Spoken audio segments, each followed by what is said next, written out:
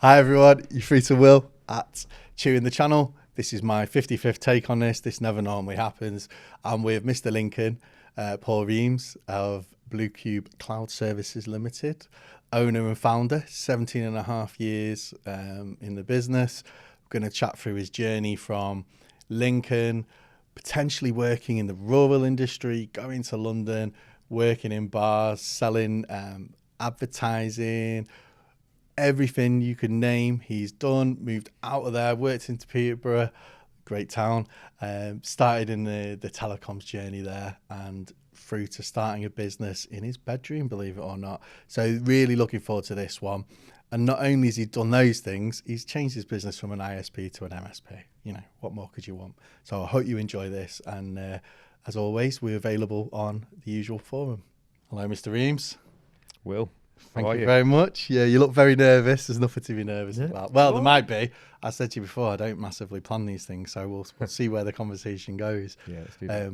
I'm looking forward to this because obviously I've been aware of you guys just through reputation, yourself, for a number of years. I think, you know, I tell you this anecdote every time I see you, and it must be incredibly bored, and you know what I'm going to say, but not a lot of people know this who outside, but Mr. Reames, your late father was a very, very influential figure at Lincoln City Football Club, director, and was he chairman? He was chairman for 15 years. 15 years. Yeah. And I remember my local team was Northwich Victoria, and Lincoln played us in the FA Cup. And I always remember in the bar with these blokes with like Lincoln ties and, you know, from Northwich, he stands out. And I remember chatting to them, and I was chatting to your dad, and always struck me, absolute gentlemen they were, and he was, in terms of really gracious in terms of the hospitality, and it's always stuck with me there. And I think probably the joy of non-league where you get that interaction, but that's where I kind of remembered the surname, and I remember when we spoke, I had not, because I'm not the brightest, twigged it, and when you said, yeah, I remember that, not obviously that conversation, but yeah, my dad was. And I thought, it's such a small world sometimes when you think fast forward from there. So that was probably, 2009 or something like that, 8? So yeah, 2008, he 2008. passed away, yeah. So a year or two before that, yeah. I think I remember the game you were talking about, actually. Yeah, Chris Sutton. Televised, wasn't it? Yeah, Chris Sutton was the manager, I think, for an ill-fated period. You definitely won. Yeah. There's Northwich Vicks. But yeah, so I've kind of wear the business. And I'm really excited for this one because you actually are besides my mom, one of our listeners who kind of mentioned it to me, and you were someone I've always wanted to get on as a guest because your journey is quite a unique one, but also there's a few topical things that I think are quite interesting in terms of the channel and the market now. So we've got things like moving from an ISP to an MSP, scaling a business, acquiring businesses, integrating that business into the culture, a little bit of the, let's say, mis-selling that's happened in the industry with regards to voice and the impact that has on other businesses. And, you know, we've seen BBC documentaries on it and things like that. Yeah.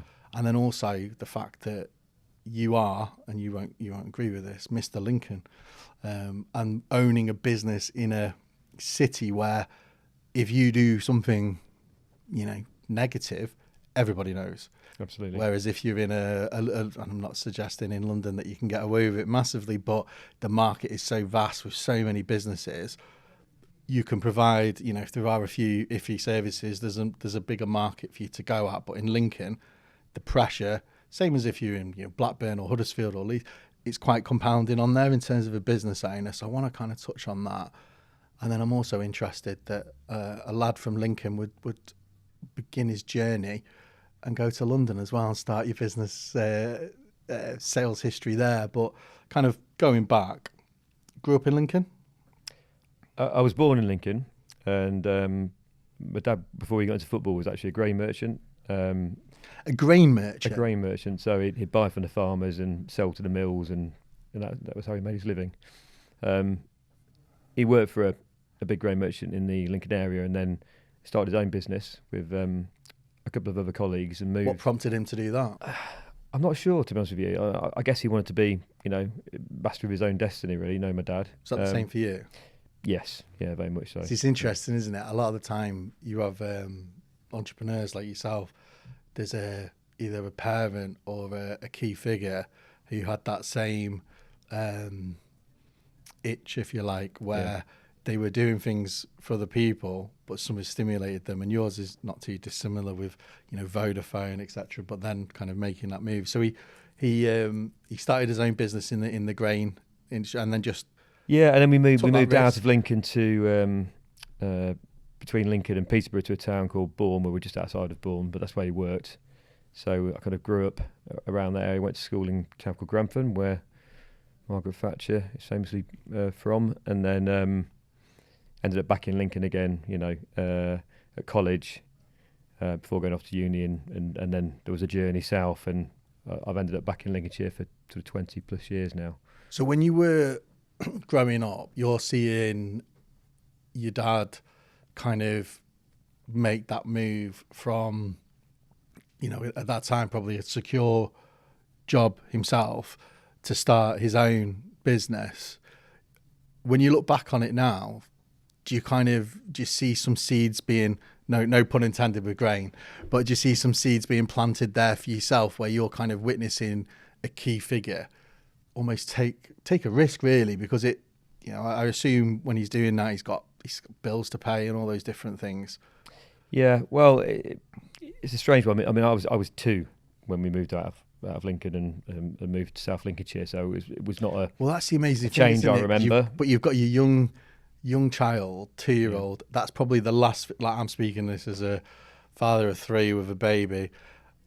I would be petrified to start my own business with your kids, whereas your dad's kind of had the opposite sort of approach. Well, it was a different time, wasn't it, as well? So I'm one of 5. I'm the second youngest. I'm the oldest boy. I've got a younger brother and 3 older sisters. So my mum, got sort of uprooted and moved to this village called Folkingham. Had to make new friends and bring up 5 kids pretty much on her own, because my dad was working, all of the hours that were available to him. And he worked hard, but it was very much like that. Mum brought up the family, and Dad, developed the business and brought in the income, and that's kind of how things worked back then. So I don't really remember him making that move. And Dad and I didn't tend to have long, deep conversations about anything much other than football, really, when I was younger. So he's not around these days, but it would have been nice to be able to pick his brain and ask his advice about why he did things, and get some advice from him about what I should do or should have done. But he wasn't around to ask those questions, really. And probably one of my regrets is that we didn't talk more about kind of the important stuff. We just talked about football, which of course is very important as well. But that was our main topic of conversation. No, it's a really good point, because I think it's probably a blokey thing, because if I speak about my dad and my relationship, probably 90% is football or going to the football together.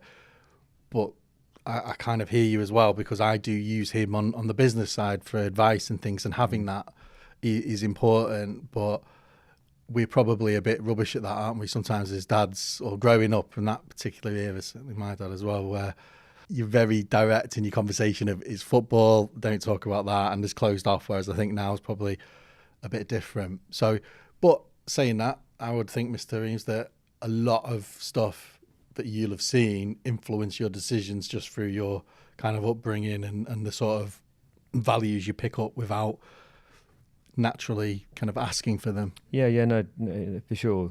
I mean, my father was a big inspiration to me when I was younger, and later life he still is. Thinking about it back then, I think it was quite a negative thing, his success, when I was younger, because I kind of looked at him and I felt, well, how can I live up to what my dad's achieved? He started a business, he's grown that business, he sold it to an American food group for a lot of money, bought into a football club that he loves, which is the club he watched since he was a kid, and then come out of football and and all the things he achieved, really. And it was a bit of a monkey on my back, I guess, when I was younger, being quite honest. And then when Dad passed away in 2008, we were great mates, so that was a big moment in my life, really. it was only then that it sort of clicked that actually it was never a competition. I was never competing against my dad. And I'm sure he didn't see it that way. He just wanted me to sort of find my own way and do my own thing. And they're the kind of the values that he instilled in all of us, really. He didn't give a lot of advice out. He gave out advice to me a couple of times in my life that I can remember, and there were big moments and it was good advice, but he didn't throw advice around, when it wasn't wanted. Even when it was wanted, he didn't throw it around. So yeah, I think going back to your other point about men not speaking enough, I think we don't. My wife spends a good hour on the phone to her sister every night, and they talk about, I don't know what they talk about for an hour, but they speak every evening, and I think men just kind of built differently, really. But I think we're starting to realise that maybe that's not the best way forward. No, I do agree with you, and I think it's something we need to get better at. I'm same as you. I think a lot of times, I talk to my wife. She'll speak to her friends all the time. I can go months without seeing a friend, and when we catch up, it's like we saw each other the other day, and the same thing. So it's interesting, though. I think particularly when you talk about that pressure in terms of that you're putting on yourself because you're kind of growing up, and I guess it goes back to running a business in Lincoln as well, where your dad's kind of sold his business. He's a key figure at the local football team. Everyone knows him, and you're kind of wanting to make your own way and prove yourself, I suppose, for want of a better description. Did that kind of prompt you to move out of Lincoln, and what was that journey to start your telecommunication? Because you were Vodafone. Well, I mean, there was no preconceived idea about what I was going to do when I moved to London. Was it always going to be sales? Well, when I was at primary school age, I remember my headmistress said to my mum at primary school, Paul's going to be a super salesman. He's going to sell something like, I don't know, oil tankers or something. That's going to be his future. And I remember thinking, that sounds all right. Was that because gift of the gab? I guess so. This was sort of 10-year-old me, so she must have thought maybe he's got a big mouth, and that's why I ended up in sales. But no, I didn't really know what I wanted to do, until I got into telecoms. I moved to London with a farming qualification because I'd gone from school to Lincoln College and done business studies, and then got to sort of 18 and decided, well, what do I want to do? My dad was a grain merchant, so I thought, okay, well, I'll go into agricultural marketing, see if I like that. I didn't at all.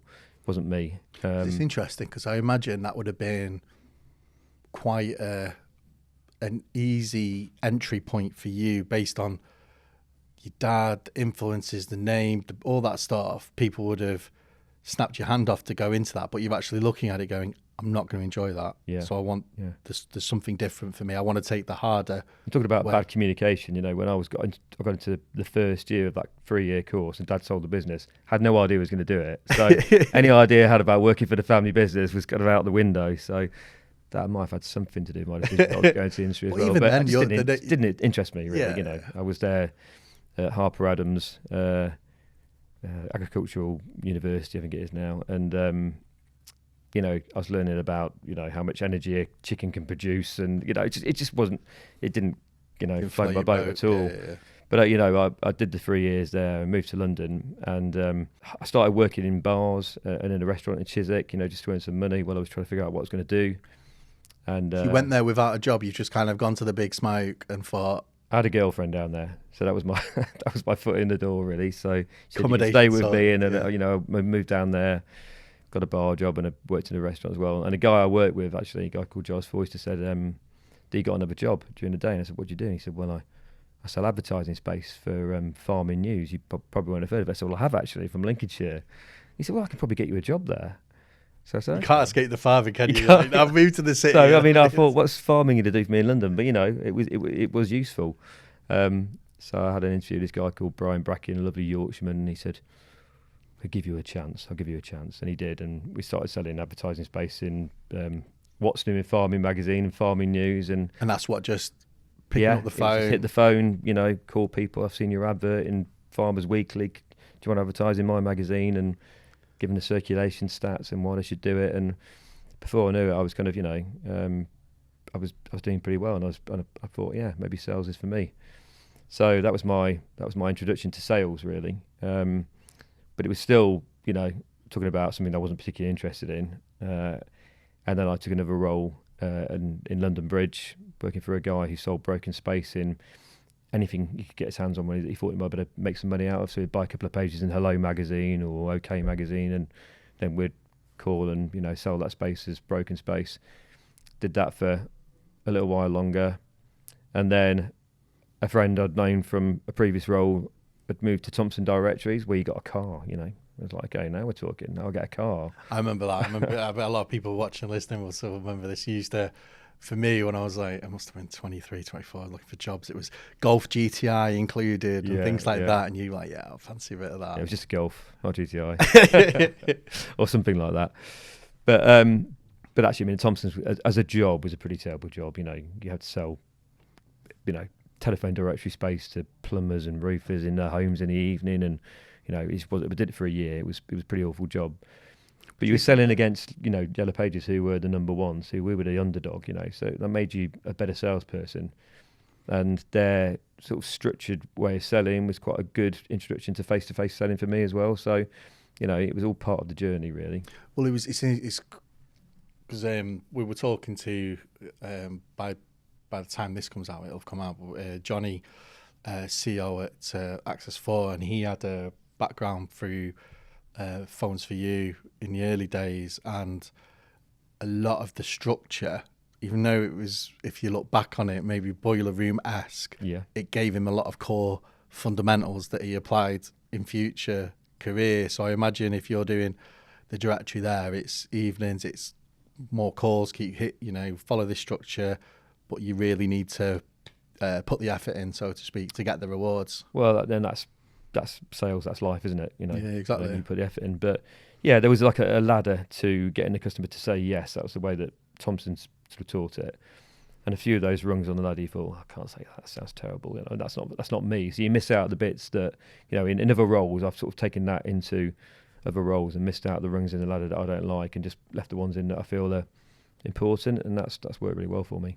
I think it's a key thing for anyone, because there will be people that just follow the runs and they don't question it and they don't add their own interpretation and they're not trying to adapt it. But you're already showing I'm going to alter that, I'm going to do this for my own benefit, and it's benefiting you. And that kind of approach, I would imagine, is kind of carried on during your journey. Yeah.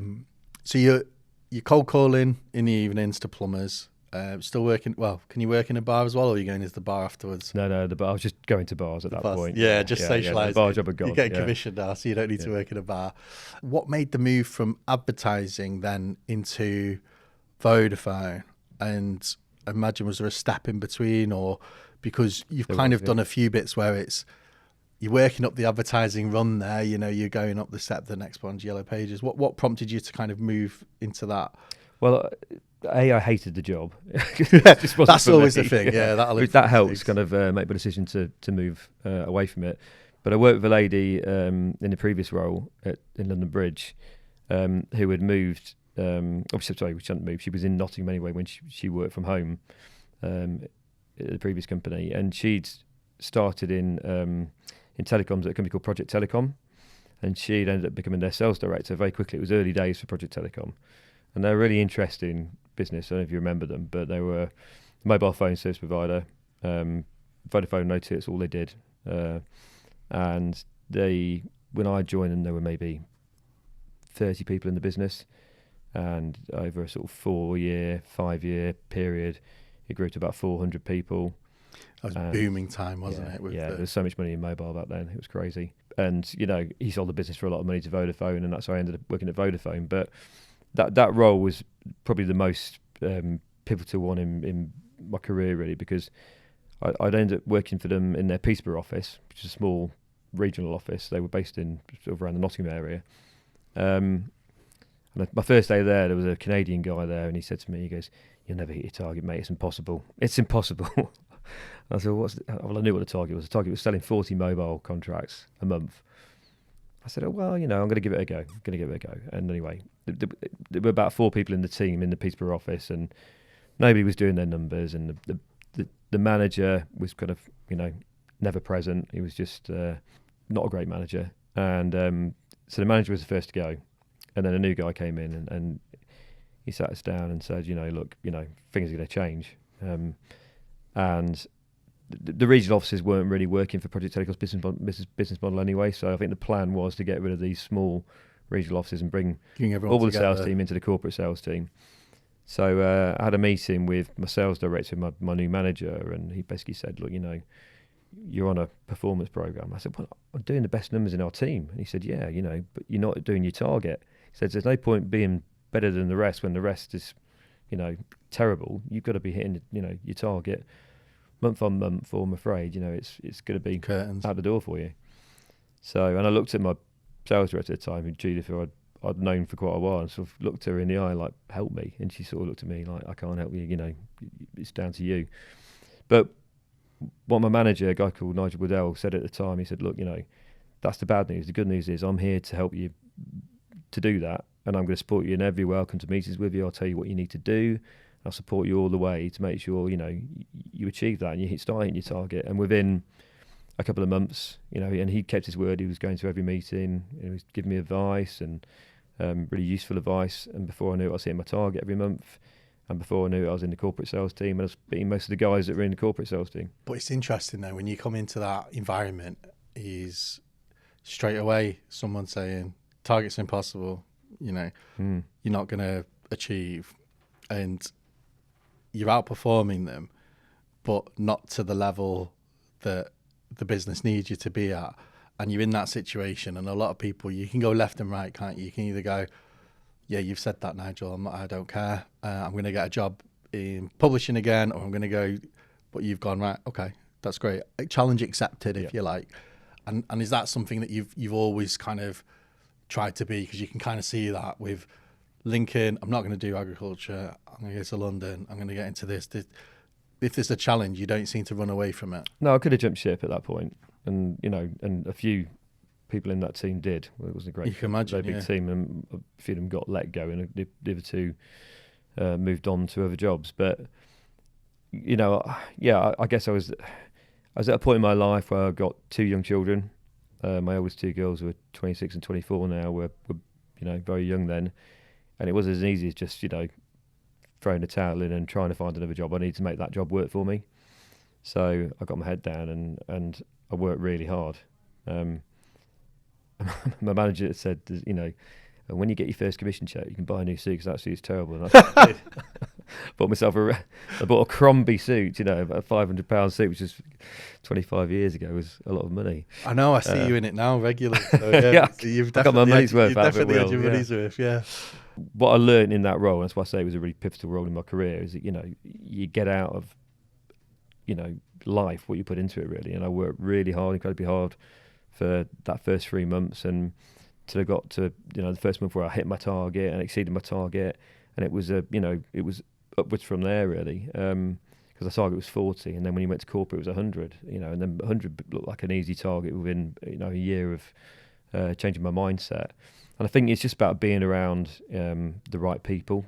I was around a load of people that weren't performing, and I was performing better than them, and I thought that was enough. And clearly that wasn't enough for the business, I get that now. There's that joke. There's not a joke. There's that. There's a motivational thing people say where it's this anecdote of, if you're competing in a race against 9 slower people and you beat them every time, your time will be lower than if you're competing against 9 people who are faster than you, because you're constantly having to improve and the standards set that much higher. So your pace in the tough race, if you like, will be faster than racing against people that you're already beating.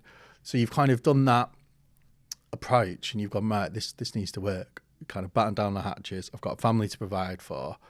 But again, that's interesting, because you're not kind of going, I can go back to Lincoln, I'll take the family back, Dad sold his business, there's a bit of money, he can sort me out and I can do this. It's no, I am standing on my own 2 feet and gonna make a success of it. And that's that's interesting. The way I was brought up, really. Yeah.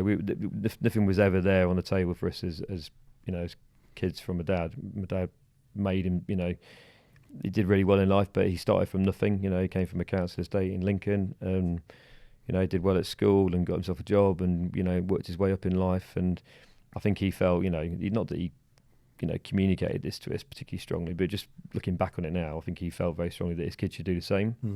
And I try and install those values in my own kids as well. You know, I think that's important. And it's important to touch on as well before we kind of push through from Vodafone, that your mum raising 5 kids, that was probably harder, 2 boys and 3 girls, almost single-handedly with your dad working. That's a great example to see as well in the home, because speaking with 3 kids, we struggle. So goodness knows how you do with 5, and the timings and all that stuff, and wanting to make sure that everything kind of runs.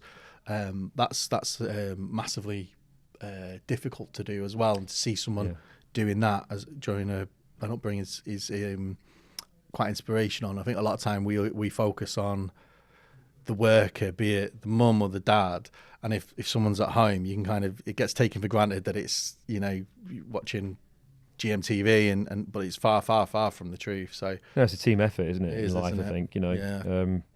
I said, you know, there were different times then, you know, where mum didn't have a career of her own, but she brought up 5 children, you know, and you know, obviously that's over a lot of years, 5 children. So, and she didn't drive when we first moved out to this village in Lincolnshire, you know, so she had to get bus everywhere with 5 kids. That's difficult. Yeah. It's very flat. You moved up to corporate, you've got the £500 suit, you're driving the Allegra, and mobile phones are flying out, there's commission, there's that real, because, you know, definitely Johnny and a few others will know this, even Jay, who kind of came through the mobile background, there's money, there's real opportunity there. What kind of prompted you, because you had a little move from Voda, but are you kind of, as you're doing that and earning, you know, great commission and achieving, is there part of you that's thinking, this is great, but there's something missing a bit, as a top, you know, missing a little bit of... Not quite at that stage, to be honest with you. They were like the halcyon days for me. We were, you know, the Project Telecom team were a great team. We've got a lot of friends still now from that team, and we had a lot of fun. It was kind of work hard, play hard. We were earning good money, and having a good time doing it. So, you know, at that point I was quite content. But the business got sold to Vodafone, and Tim Radford, the guy that started the business and grew it, and he was a great guy as well. He was a big Forest fan, and if you did well against your target, you know, you get taken to Forest. They had a box there, and we were at Forest, and he sat down with... Sounds like a punishment. Yeah. I'm just bitter. Well, I'll watch any football, you know. But yeah. But we sat there, and he said, "Yeah, how you doing, guys? How is it out there?" And we said, "Yeah, great, Mr. Radford. Yeah, we're all doing well." I said, "You know, it's good, isn't it?" And he said, and he's just kind of pulled his face as if to say that he made a decision, he wasn't going to let us know what it was. And within about a week of that conversation, he was stood in front of the whole company saying, "Look, you know, it's a sad day, but I'm here to tell you that I've agreed to sell the business to Vodafone." So I ended up working for Vodafone by default, really. And that was exciting because it was, you know, it was a massive brand. It's still a massive brand now, but it was an even bigger brand. You know, back in the early noughties. You know, they had David Beckham advertising their brand on TV. It was one of the biggest brands in the world. So it was a real door opener, saying you're from Vodafone, you can get appointments to see anybody. And it was, back then, my job was still self-gen leads. You know, you've got to get an area and a bit of data for the area and generate your own appointments and then turn those appointments into business. So things are much easier these days for the sales team. I keep reminding my guys that. Yeah, they got it easy. You got it easy. You get pre-books. Yeah. But then it started feeling a little bit like there was an itch that I needed to scratch. Yeah, like you know, I had more to offer than just being a salesman. I felt like I wouldn't be content with just that for the rest of my career. And I started looking at other roles in Vodafone, and it was Newbury based. I was in Lincolnshire, so it's a 4-hour drive, and they wanted you to be in Newbury, you know, 3 to 4 days a week for these bigger roles I was looking at. And I kept getting pipped to the post for these sort of promotions.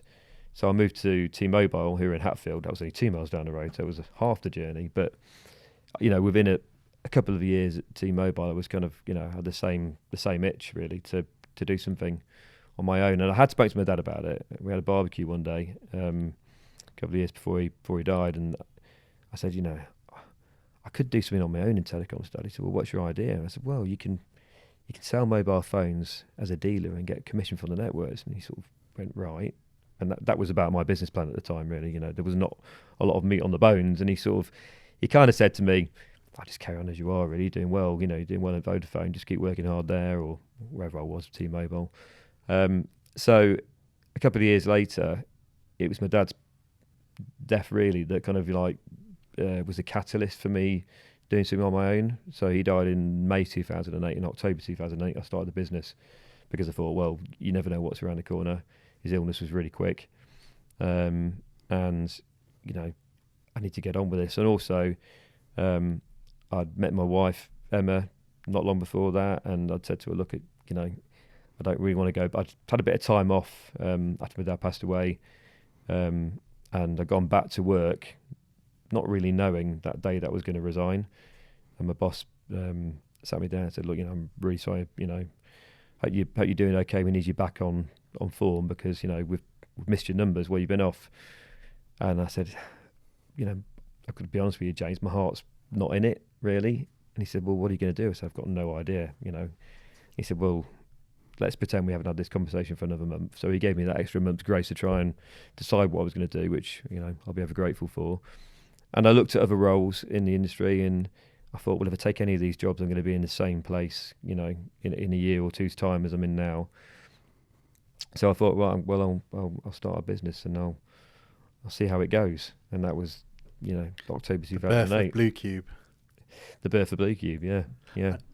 And it's such it's a unique situation where someone so important and an amazing person passes away, and you kind of look at it and go, life is too short. And I think a lot of us kind of, you get Groundhog Day with jobs particularly, or businesses, and you just can go, I'll put that decision off for next year or the year after. But you've done something where you've gone, we need to make a move and I'm going to start something. And Bluecube was born, and that was what, working from home to start with, or did you have some office space, or you? Oh no. I was working from home. I mean, I went to IKEA and bought the smallest desk you've ever seen, and a tiny laptop and a mobile phone, and that was the start of the business, really. And it was a kind of a dealer model, you know, to start with. We were just sort of selling other people's products and getting a commission for it, and that was the first sort of year of Bluecube, really, until I figured out that I hadn't really got a business doing that. I was just kind of like a freelance salesperson, and I wasn't building anything. And, you know, and I'm all for, you know, taking advice from people. You know, take all the advice you can get is my, you know, sort of outlook on life, and then decide whether you think it's good advice or not. But get the advice first. So I was listening to people, you know, around me that'd been doing this for longer, and they were saying, you know, you need to start billing. You need to start billing your own services, because then you've got a base of customers you're building. You've got a business, and that's going to be worse than it eventually. So it wasn't long before we signed up for a billing platform and started buying wholesale services and billing ourselves. It's sensible to start as a dealer because of there's a risk of the financial liability. You kind of the sort of customers you want to deal with, understanding your values as a business and all that stuff in a year while generating income. But then you're right. I see a lot of businesses unfortunately in my line where there is that point where you kind of go, well, we could be billing this and we could add some value to the business and recurring revenues, and actually I can build a brand, because sometimes it could be you're a dealer for someone and you're not too happy with that service, and your reputation is tarnished with it, whereas it gives you a lot more control over the customer because you're dealing with them day to day, so to speak.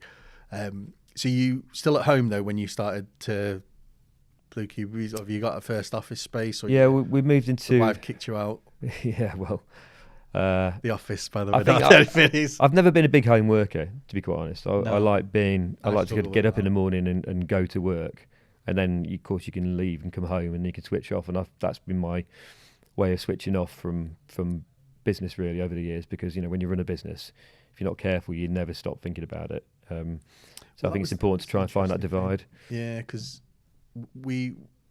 I know, like, totally separate. We've had conversations, and you mentioned to me, particularly when, Bluecube had grown and was looking at different products, that it impacted you from a personal point of view, where you're thinking, I hope, I'm worrying about my customers, making sure that they're happy with the new services and security, and I don't want them to be impacted, and that stress that a lot of business owners take on. And I think, I've talked to Mr. Drake about this, and a lot of time people see the person now who's got a business and, is perceived as successful and all those things, but they don't see that journey to there, and the sacrifice and the worry and all those different things. And the worry's still there now, in terms of, you catching up off air, you talk about targets and I want to try and grow and all those things, and it's how you manage that. I mean, how do you deal with that?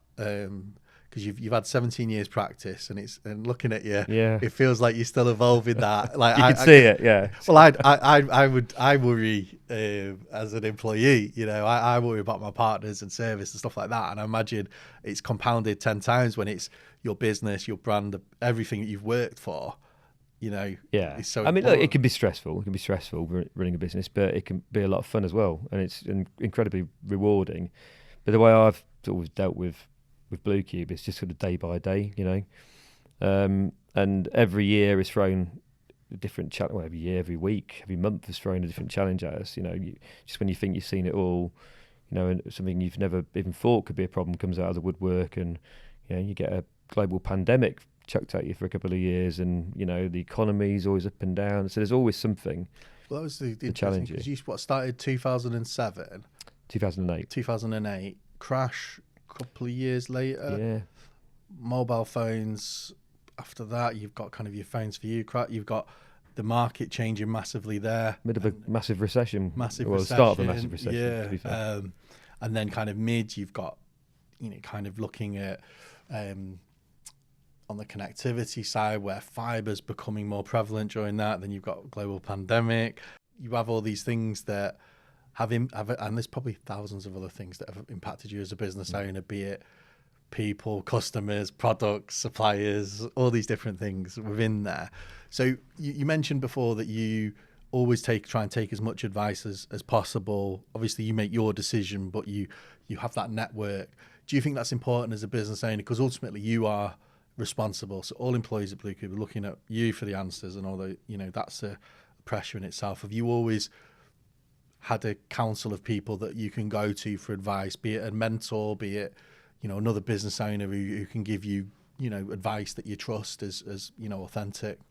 It's difficult when you run a business, because it can be a bit of a lonely role, because you can't just bounce ideas off anybody. It has to be somebody whose opinion you trust. And my wife Emma started the business.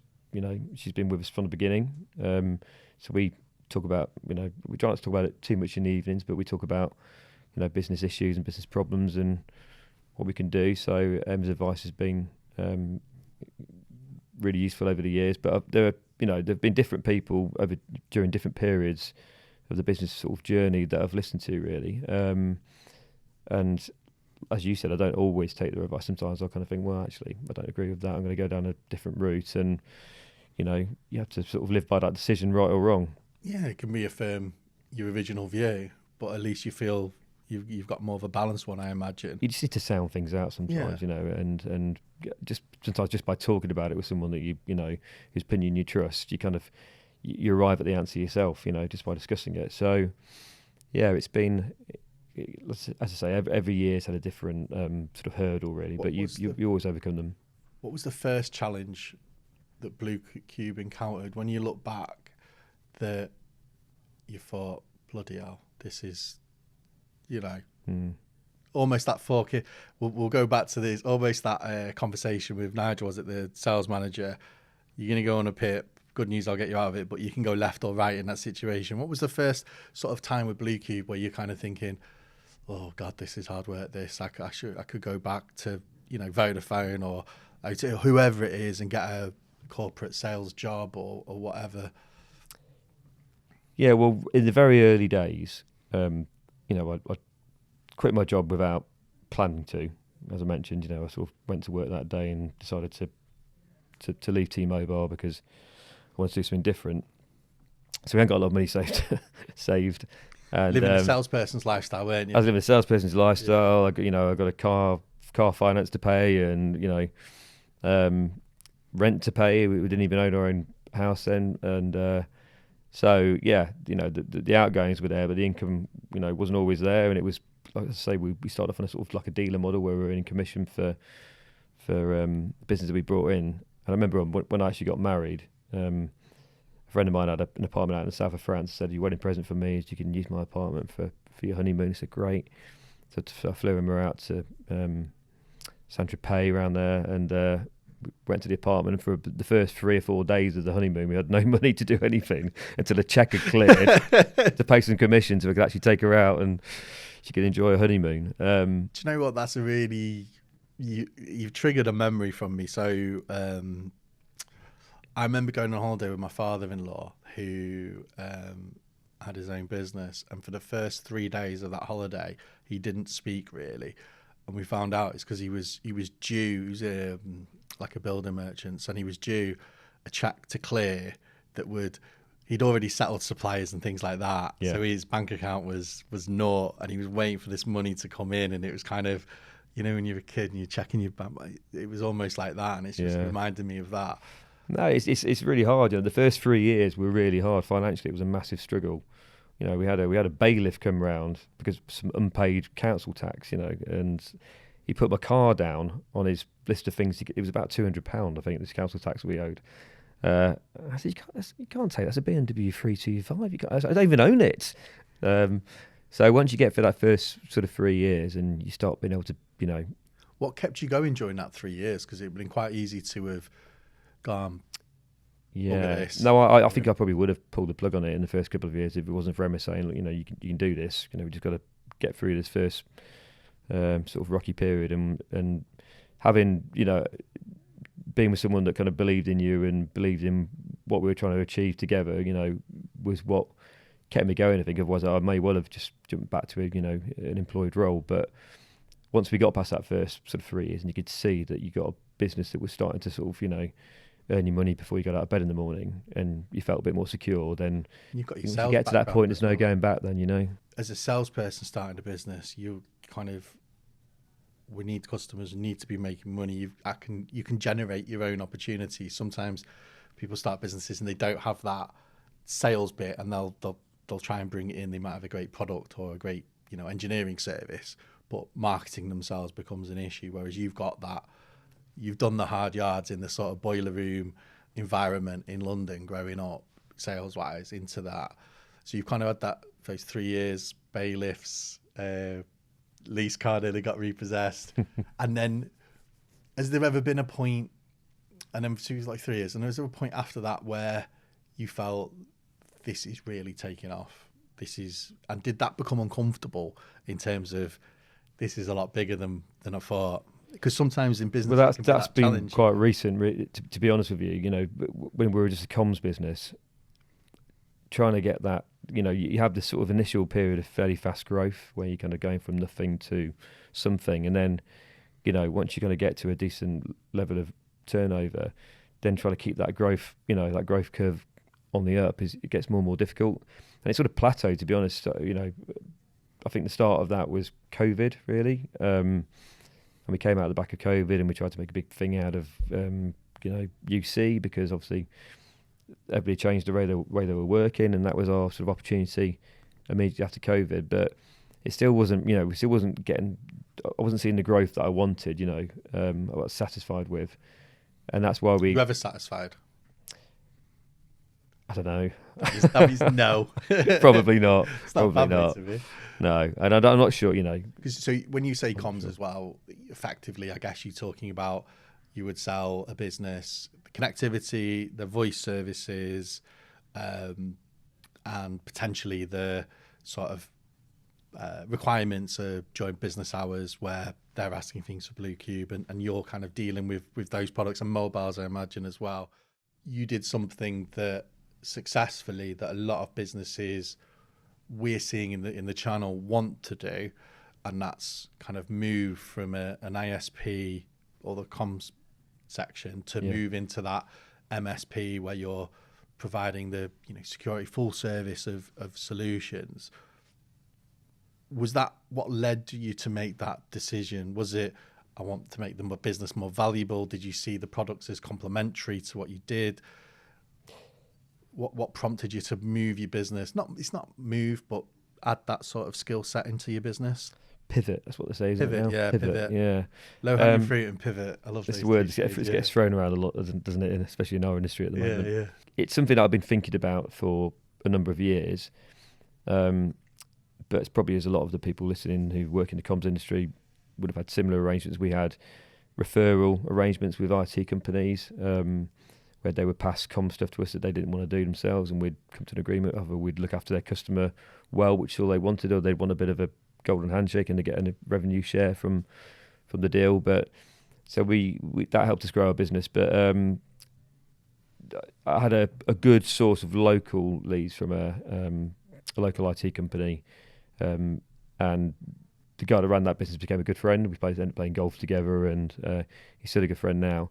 And I didn't want to tread on his toes, by becoming a competitor. I wouldn't have done that to him. So it was an option that I wanted to explore, but one that I couldn't while my friend Jerry was still doing what he did. But then, being sort of fairly regular for golf, he sort of told me that he was thinking about getting out. So I started making my dark, evil plan to step in when he did. Yeah. House, let me have a little look in the books. Here we go. Right. So it's no surprise that I started we did our first sort of acquisition the same year that Jerry sold his business. So that cleared the path for us to be sort of get into IT locally, and we bought a small IT business because we needed a ready-made team, and it was either we employ people. Well, that's interesting because sometimes some partners have not acquired a business for that. They've kind of gone, right, we're going to go into this, I'm going to hire 10, 15 new people and we're going to do these different things, whereas you've kind of almost trialed it through the referral bits. You've got exposure, there's demand, you've kind of done a lot of due diligence and then acquired a business in. That's not super straightforward, having been in those sort of things where you've got the Bluecube way and then you buy a business, people, and every business operates differently. We've all got different nuances, and ideally I guess there's a challenge there sometimes where you've got two businesses coming together, becoming one, how you create that consistency, I suppose. Are there any sort of lessons you learned through that in terms of, was it straightforward? Did it make you think I'm going to buy another 10 businesses like Jay, or did it make you think this needs a lot of thought process when you're bringing a business in, and these are sort of things I wish I'd known at the time? Well, I listened to Jay's interview with you, Will, and he's a braver man than I am because he's doing it on a much faster scale than I'll be comfortable with doing it at. But there were a couple of things. I think the first challenge we had was like, how do we do it? We could either hire people, and I wouldn't know whether I was hiring a good IT technician or a bad IT technician. It's not my world. Or we could maybe contract it out to a provider, but then it wouldn't really be our business. So we made the decision that we were going to acquire somebody, and it was sort of then talking to people and getting the right fit, because then it's that the next challenge then, once you decided who you're going to bring in, is then try to sort of knit those two teams together, and that was a challenge as well, because you've got that itch, you've got and it seems to be a prominent theme. Bluecube could still be a successful business now, it's a comms business, but there's an itch. Before that, as a dealer, you got the itch you wanted to do. Before that, as a salesperson, you got the itch you wanted to do a little bit more. There's always something there. So what were the sort of lessons that you didn't realise that in hindsight, and hindsight's always, it doesn't mean it's a mistake. Everything looks better with hindsight. You go back and change stuff. But are the bits where you've done the transition where you've kind of didn't realise it would involve X, Y, Z, and I would have perhaps done something differently? Because it's quite a key question, that, because there's, I could say, it's the hot topic, isn't it, at the minute? And you've kind of done it a good few years ago. Yeah. People are looking at it now. So what sort of lessons would you say you learned? Probably the hard way, I imagine, as well, because you're dealing with We didn't learn any super hard lessons, to be quite honest, because it was a sort of planned, well planned, well executed. That's probably the lesson, acquisition. If I'm honest with you, because a lot of businesses have those informal referral arrangements that you had there. I know quite a few that have the, you're in IT support, we're in this. You will pass customers to you, and vice versa. But that's all it ever stays as, that sort of relationship. Whereas and those relationships were dwindling as well, because people were getting more and more IT companies were getting into comms, and more comms companies were getting into IT, and we ended up becoming, we're mostly becoming the same thing now, an MSP. So it was something that I think you've either got to do or die, really. In our industries, you've got to be able to offer the customer everything that they want, from one place and on one bill, and that's kind of like that's the main thing we talk to our customers about now is, we can offer you all of your technology services. We can advise you on what to do, how to move forward, and we can support you through one support team, bill it on one invoice, and there's a lot of other stuff that we discuss in a sales meeting, but that's the sort of the foundations of what we tell them, and that's the important bit. And are you seeing that as a wholesaler, I guess, I'm seeing our partners and other partners want to consolidate suppliers as much as possible and automate as much as possible. And kind of it's interesting from your side with the customers, because historically they might have been happy with this provider for my mobiles, this one for my printers, and this one for my IT support. Are you seeing we want, ideally, if we can get everything together, it makes it easier for us as a business, and the complexities removed from it, one hand to shake, one throat to choke. 100%. Yeah, it's what businesses want, because it makes sense, and we'd seen it over the years in comms where, we'd sell a cloud-based phone system, and the system would drop, and they'd be saying your phone system's not working, and we'd be saying, well, we're pretty sure it is, because it's a rock solid platform we've been providing for 12 years, and it just doesn't fall over. So it's probably your internet connection. But we don't do that. Or if we did do your interconnection, we're saying, well, your internet connection's up. We know the platform's working. It must be something to do with your local infrastructure. And the customer's sat in the middle, pulling their hair out, thinking, I just want it fixed. So when you say to them, you can do it all for them, and the buck stops with us. You just call up one number, and you haven't got to think about who you're going to call. You're just going to call Bluecube, and we'll fix it no matter what it is. That's quite a compelling offer to put in front of people. Yeah, I think when you've been in that situation, be it personally or in work, where something's wrong, but there's different supplier elements sometimes, and you're the conduit between them, it can be quite frustrating. So I can see certainly why the market's moving to that from an ease of that. What's kind of been an interesting thing for me as well, with you starting a business with your wife Emma, adding employees in, how have you come about with the culture that you've got? So I did a little bit of research, which is rare for me. For example, your sales director's been with you for 11 years. He looks about 10. I'm sure he's a great guy. An old picture, Will. He won't change it. Yeah.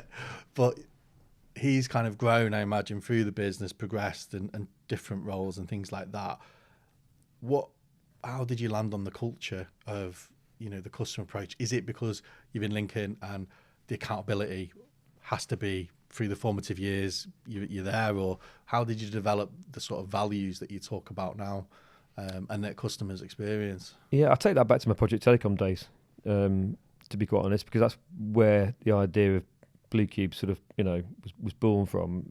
When I was at Project Telecom, they gave customers back then a better option than going by direct to the network. They gave them a better service. They kind of had banners up in the customer service area. Love them, hug them, squeeze them was the sort of the tagline really that everyone could have worked to, and professionalism. That's what there were the two things that Project Telecom offered, like good service and professionalism. Professionalism, easy for me to say, and that's what we try and instill into the team at Bluecube. Was what we insist on, if I'm honest with you.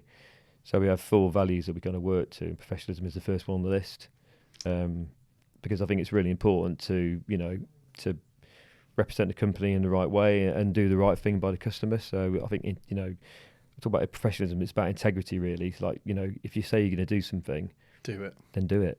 Don't overpromise, underpromise and overdeliver. That's what I tell the team, whether it's part of the management meeting or it's something in the support team. It's like, under promise, over deliver. People will remember you for that. You know, if you say you're going to do something by Friday and it gets done on Monday, you failed them. So how does it make you feel then in terms of, so funnily enough, our first ever guest, Mr. Johnny Ray, was featured as the industry expert on some of the recent news things. I call it expose, I suppose, on the practice on this hosted voice selling. So I think there was something the other week where you've got 7-year contracts, kit leased, and I think there's a care home, which is a publicly available, story, where they're paying, I think, £400 or £500 a month for, a few phone lines, not a lease line, kind of broadband, and the potentially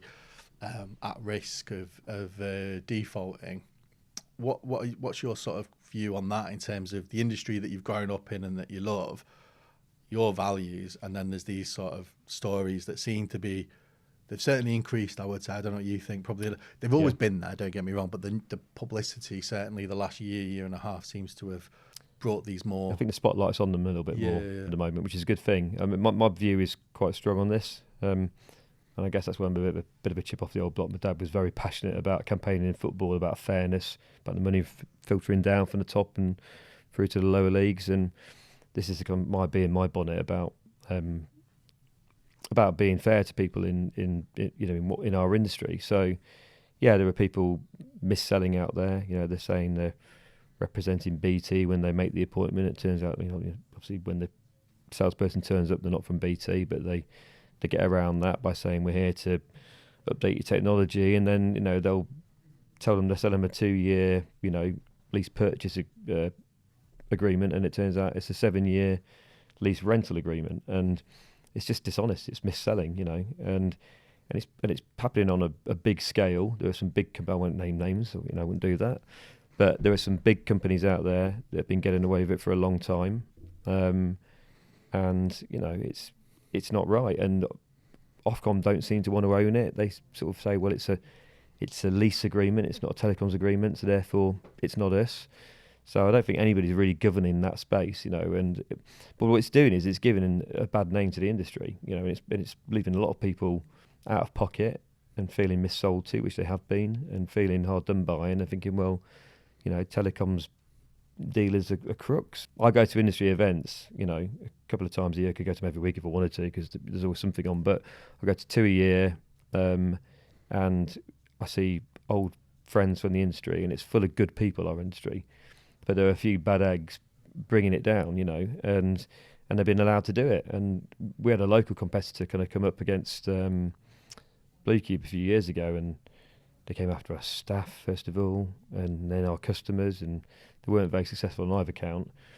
But then, we started hearing horror stories really about how they operate, and it's just, I just don't think they should be allowed to kind of carry on doing what they're doing unchallenged, and that seems to be what they're doing. But what they're doing is they're getting all the money up front for these deals, 7-year lease agreements. Substantial amounts they can big get, money, it? 60, 70, 100 grand, up front. Yeah.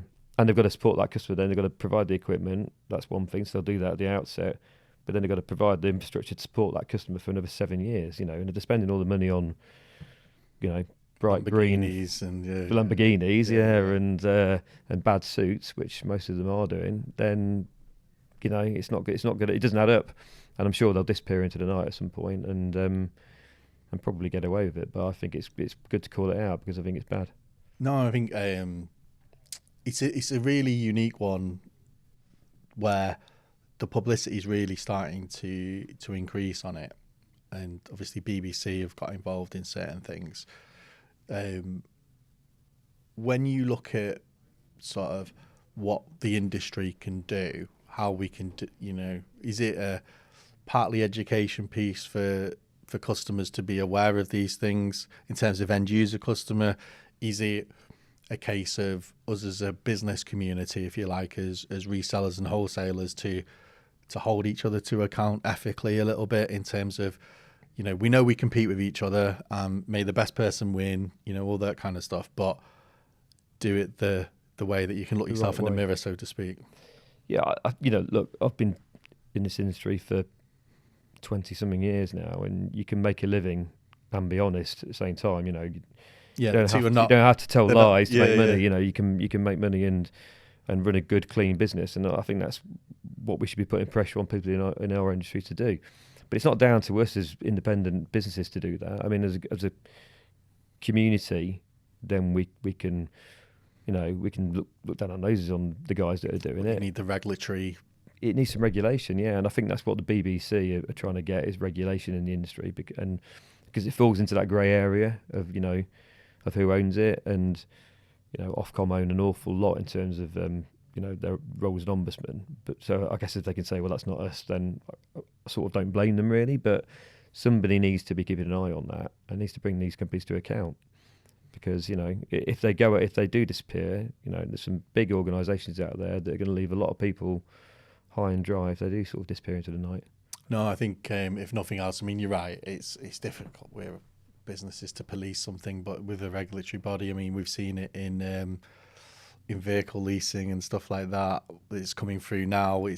There's probably an opportunity potentially for a regulatory approach to support this practice and prevent businesses being put in this situation. But, you know, I think as well, you know, it's my personal view, maybe slightly unpopular, but I would always encourage any business looking at communication purchases and things like that. If you're not sure on anything, always get the contract, check through, read the contract. And I know yourself, you would be happy if a business said, look, Paul, potentially I'm not going to use you guys in this case. What do you think to this contract? You'd say, right, well, that's great.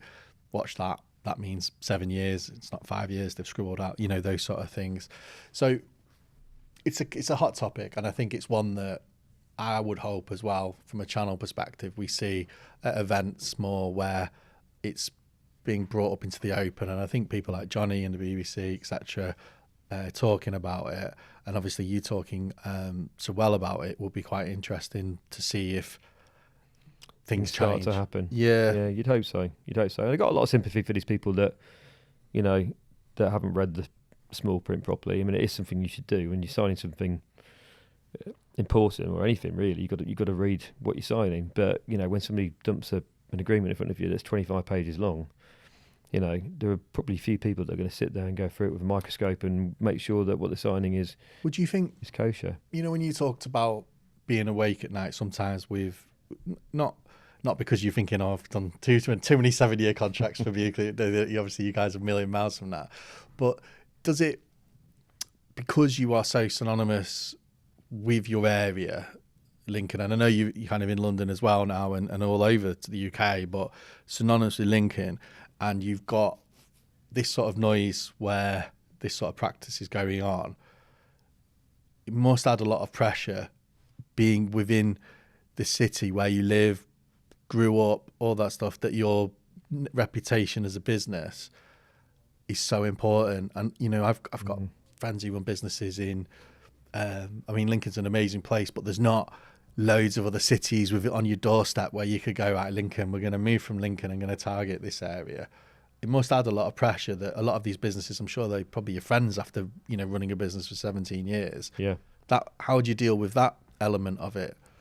Yeah, I mean, we're quite isolated in Lincoln because, like, as you say, there's not a lot around it. There's Hull, but that's the other side of the, you know, the Humber estuary, and there's quite a divide, that little bit of estuary there. And there's Nottingham, and Nottingham people like to buy from Nottingham people. You know how it is.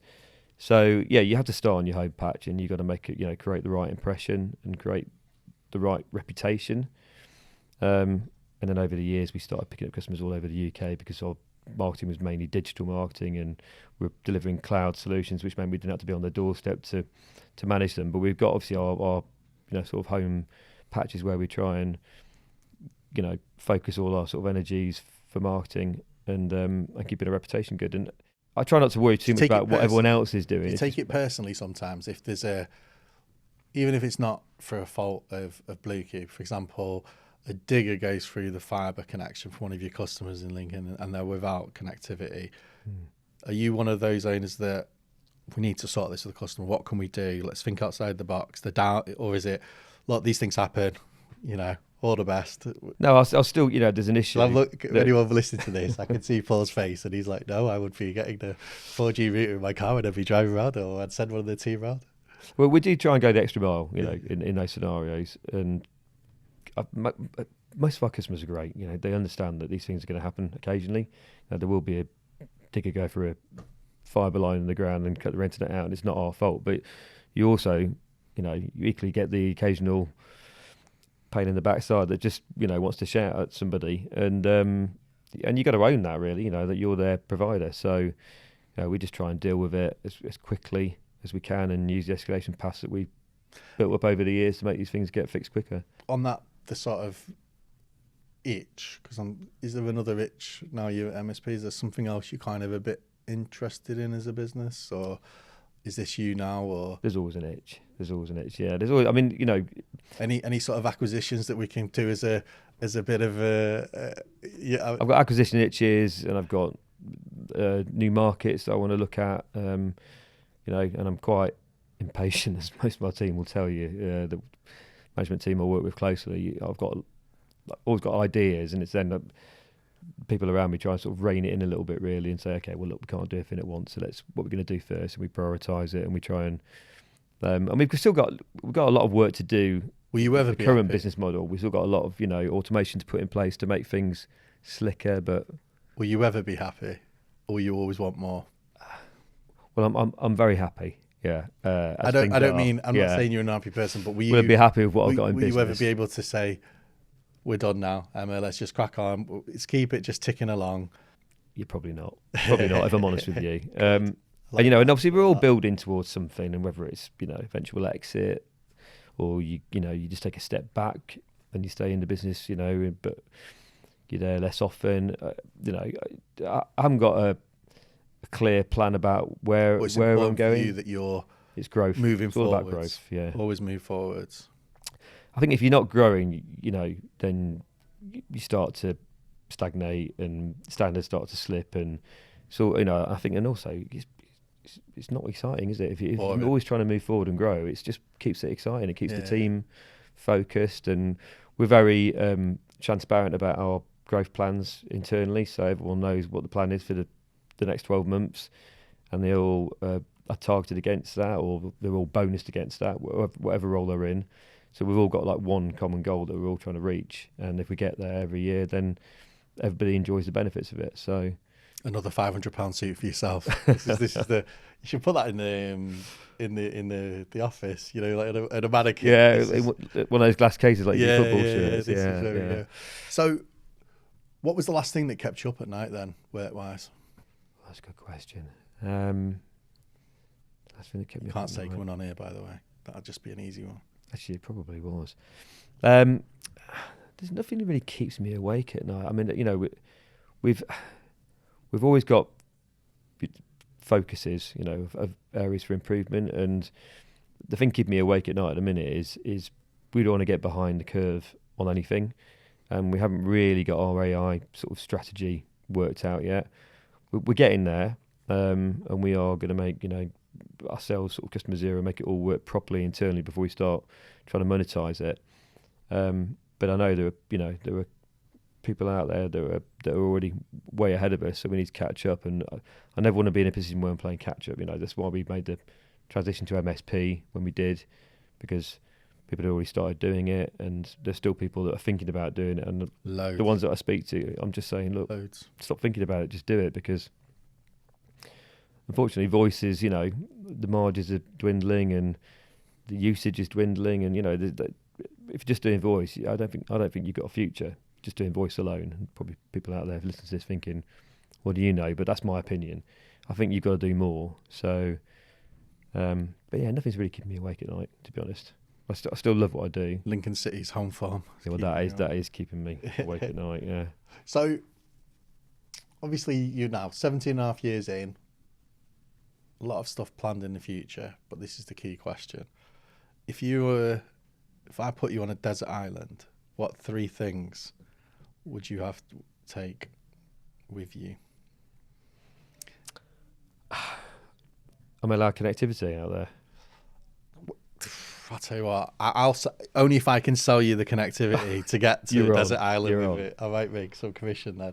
So I'll take an iPad to watch the Lincoln games on a Saturday and a Tuesday, because football's been part of my sort of childhood and growing up. You've got technology and football in one there, so that's like 2 for 1, isn't it? I guess, yeah. That's always thinking outside the box. I'd take. I'll be greedy here, so I'll just take an album with me, shall I? And I'll probably take... Which album?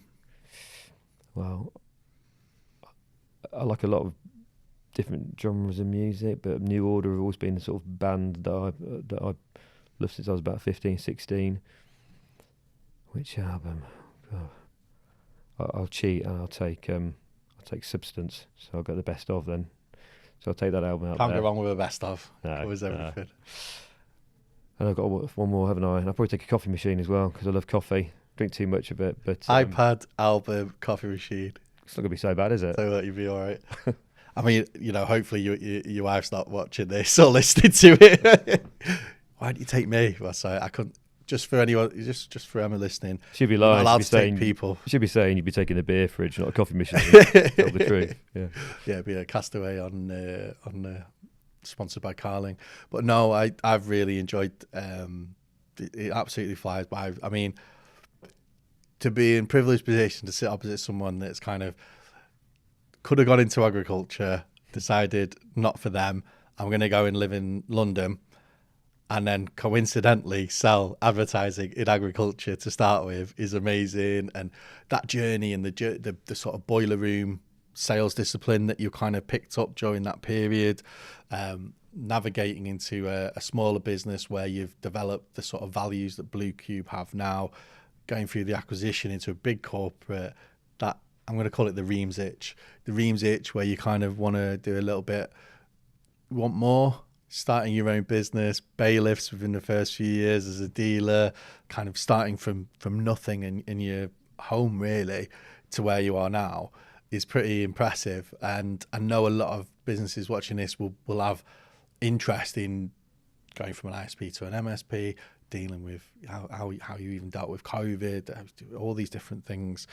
It's been an absolute pleasure and an absolute credit to your family as well, sir. So thank you very much for your time. Pleasure, Will. Really enjoyed it. And but the only thing I would say is, for anybody thinking about starting a business and starting a career in whatever industry they're interested in, is just put yourself out there and get outside of your comfort zone, because that's definitely where all the good stuff happens. I know it's an old cliche, but it's true. If you put yourself out there, then good things happen. You meet a guy in a restaurant that's working there as well, and he says, "Oh, that'll come in handy. You can probably get a job at my place." And good things happen. Just put yourself out there. 100%. And I think you're active on LinkedIn and things like that. And I would definitely have Paul as a business contact to get ideas, advice from.